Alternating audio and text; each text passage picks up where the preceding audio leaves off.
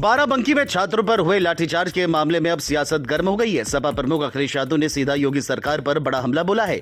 अखिलेश ने सरकार पर तंज कसते हुए कहा है कि ये सत्ताधारी दल की अंदरूनी खींचतान है जिसमें छात्र पिस रहे हैं। उन्होंने घायलों के लिए मुआवजे और बेहतर इलाज की मांग की। वायरल वीडियो में पुलिसकर्मियों की सख्त कार्रवाई देखी गई जिससे छात्रों का आक्रोश और बढ़ गया है। लखनऊ में बीजेपी विधायक केतकी सिंह के आवास पर सपा कार्यकर्ताओं ने जोरदार प्रदर्शन किया। दरअसल की विधायक केतकी सिंह ने सपा अध्यक्ष अखिलेश यादव पर एक बयान दिया था जिससे सपा कार्यकर्ता नाराज हो गए। विरोध जताने के लिए बड़ी संख्या में सपा कार्यकर्ता उनके घर के बाहर जमा हो गए और नारेबाजी की। इस दौरान महिला कार्यकर्ताओं ने केतकी सिंह के आवास को घेर लिया। स्थिति बिगड़ती देख पुलिस मौके पहुंची और प्रदर्शन कर रही महिला कार्यकर्ताओं को इको गार्डन लेकर गई। फिलहाल माहौल तनावपूर्ण रहा लेकिन पुलिस ने स्थिति को संभाल लिया है। सपा सांसद अफजाल अंसारी की बेटी भी लड़ेंगी चुनाव। ये हैरानी की बात नहीं है क्योंकि गाजीपुर की जहुराबाद सीट को लेकर नई सियासी चर्चाएं तेज है। खबर है कि समाजवादी पार्टी मौजूदा विधायक ओम प्रकाश राजभर के खिलाफ अफजाल अंसारी की बेटी नूरिया अंसारी को टिकट दे सकती है। नूरिया पेशे से बाल मनोवैज्ञानिक है और जामिया मिलिया इस्लामिया से पढ़ाई की है।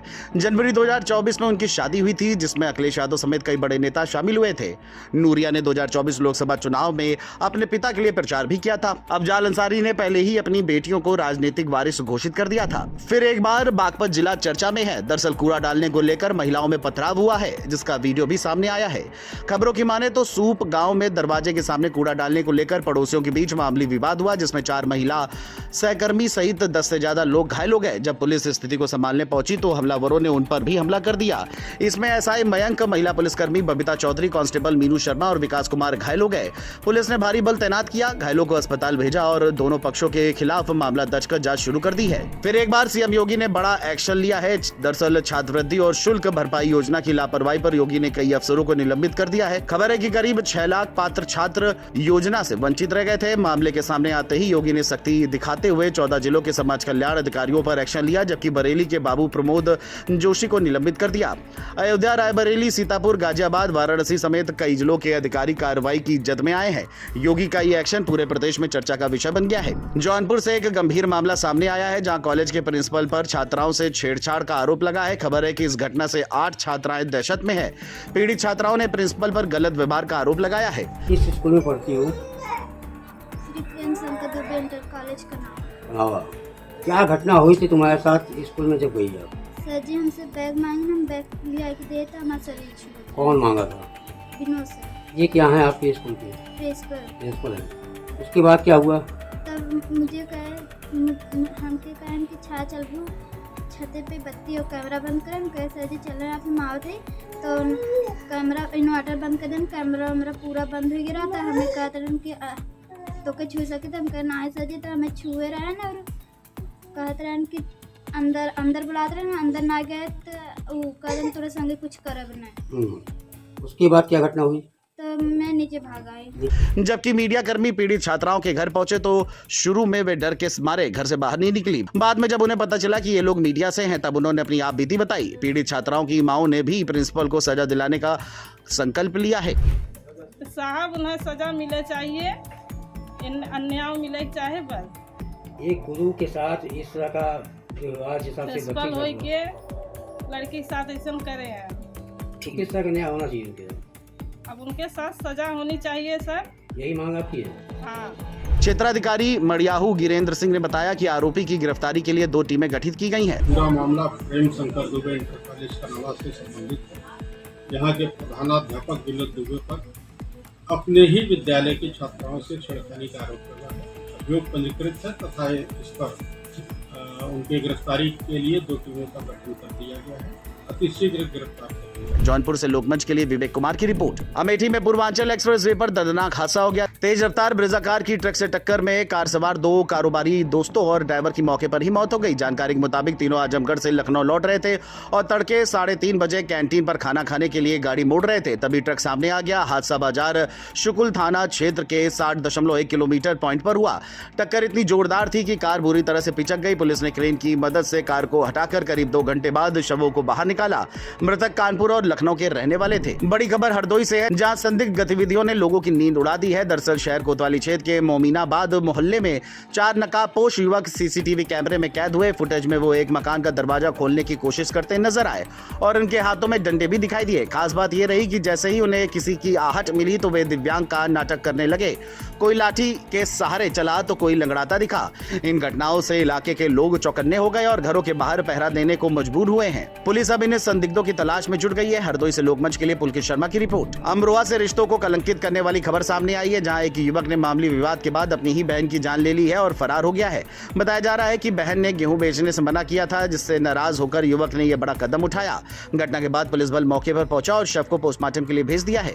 ग्रामीणों के मुताबिक आरोपी शुरू से ही अजीब व्यवहार करता था। मृतका का रिश्ता कुछ ही दिनों में तय होना था, जिससे गांव में मातम और आक्रोश फैल गया है। क्या नाम है आपका? प्रदीप कुमार। प्रदीप जी, क्या घटना हुई है गांव में आज आपके? एक भाई अपना थोड़ा सनकी टाइप का था, थोड़ा दिमाग से उसने अपनी बहन के गले पर वार करके उसकी हत्या कर दी। वो घर में रोज कलेश करता था।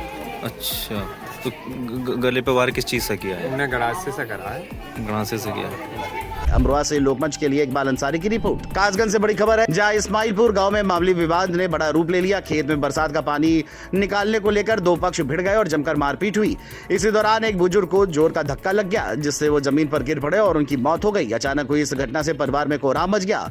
सूचना मिलते ही पुलिस मौके पर पहुंची और शव को पोस्टमार्टम के लिए भेजा। अब आगे की कार्रवाई जारी है। कासगंज से लोकमंच के लिए जुम्मन कुरैशी की रिपोर्ट। नोएडा के सेक्टर 63 में उस वक्त अफरा तफरी दिखी जब विपुल मोटर सर्विस सेंटर में आग लग गई। देखते ही देखते लपटे फर्स्ट और सेकंड फ्लोर तक फैल गई। आग की चपेट में 7 से 8 गाड़ियां पूरी तरह जल गईं। सूचना पर फायर ब्रिगेड की 8 गाड़ियां मौके पर पहुंची और करीब 2 घंटे की कड़ी मशक्कत के बाद आग पर काबू पाया गया। सीएफओ प्रदीप कुमार चौबे के मुताबिक आग सर्विस सेंटर में खड़ी एक कार से शुरू हुई थी।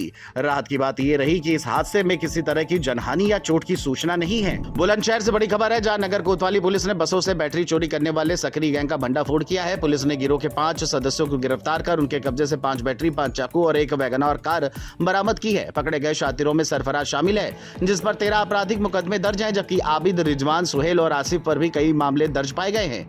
ये आरोपी दिल्ली और गाजियाबाद के रहने वाले हैं और आसपास के जिलों में वारदात को अंजाम देते थे। पुलिस ने सभी को न्यायिक अभिरक्षा में भेज दिया है और पूरे नेटवर्क की जांच शुरू कर दी है। बुलंदशहर से लोकमंच के लिए कादिम राजपूत की रिपोर्ट। चंदौली में उस वक्त ग्रामीणों का गुस्सा फूट पड़ा जब एक दबंग पर 350 लोगों के रास्ते पर कब्जे का आरोप लगाया। ग्रामीणों का कहना है कि 1983 में तत्कालीन ग्राम प्रधान और गांव के संभ्रांत लोगों की मौजूदगी में 11 फीट चौड़ा रास्ता छोड़ा गया था, जिस पर अब अतिक्रमण कर दिया गया है। इससे गांव के लोगों की आवाजाही पूरी तरह से बाधित हो गई है। नाराज ग्रामीणों ने कलेक्टर पहुंचकर प्रदर्शन किया और प्रशासन से रास्ता मुक्त कराने की मांग की।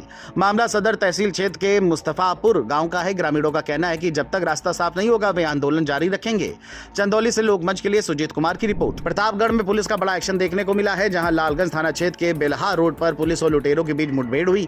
चेकिंग के दौरान बदमाशों ने पुलिस पर फायरिंग की। जवाबी कार्रवाई में 2 लुटेरे घायल हो गए, जबकि एक फरार हो गया। बताया जा रहा है कि आरोपियों ने हाल ही में एक मजदूर को गोली मारकर लूटपाट की थी। घटना की जानकारी मिलते ही एएसपी पश्चिम संजय राय अस्पताल पहुंचे और घायलों की स्थिति देखी। फिलहाल पुलिस फरार लुटेरे की तलाश में जुटी है और इलाके में चेकिंग अभियान तेज कर दिया गया है।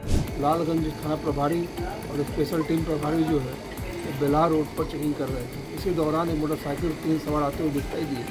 इनको रुकने का इशारा किया गया तो उन्होंने पुलिस पार्टी पर फायर कर दिया। इसमें से पुलिस पार्टी ने भी आप सुरक्षा से फायर किया। इसमें 2 लोगों के पैर में गोली लगी और एक भागने में सफल हो गया। हरदोई के संडीला कस्बे में गंगा जमनी तहजीब की मिसाल देखने को मिली, जहां भव्य महावीर झंडा मेले का आयोजन हुआ, जिसमें गाजे बाजे और झांकियों के साथ शोभा यात्रा निकाली गई। खास बात रही कि हिंदू मुस्लिम समुदाय ने मिलकर इस मेले का स्वागत किया और श्रद्धालुओं को जलपान भी कराया। मुस्लिम समुदाय ने मेला कमेटी अध्यक्ष शैलेंद्र अग्निहोत्री को फूलमालाओं से सम्मानित किया। बताया जा रहा है कि यह मेला करीब 100 साल पुराना है और अंग्रेजी हुकूमत के समय से निरंतर आयोजित हो रहा है। संडीला का महावीर झंडा मेला भाईचारे और आस्था का जीवंत प्रतीक बन चुका है।